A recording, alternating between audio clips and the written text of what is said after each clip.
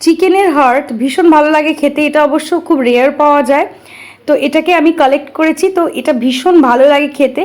এর মধ্যে আমি প্রথমেই দিয়ে দিলাম লেবু, দিয়ে ভালো করে মেখে এটাকে 5 মিনিট রেখে জল দিয়ে ধুয়ে নিলাম। আর আগে তো অনেক ভালোভাবেই ধুয়েছি। তো এরপর কড়াইতে আমি সর্ষের তেল দিয়ে দারচিনি লবঙ্গ এলাচ ফোড়ন দিয়ে এখানে আমি পেঁয়াজ বাটা 3 চামচ দিয়ে একটু পেঁয়াজ বাটাটাকে লাল লাল করে ভেজে নিয়ে আদা বাটা রসুন বাটা দিয়ে মশলাটাকে ভালো করে কিছুক্ষণ কষিয়ে নিলাম। এরপর টমেটো পেস্ট করে রেখেছিলাম ওটাকেও দিয়ে দিলাম। এরপর দিলাম নুন আর হলুদ। ভালো করে কিছুক্ষণ কষানোর পর এখানে লঙ্কার গুঁড়ো দিয়েছি, ঝালটা যেরকম খান সেরকম দেবেন।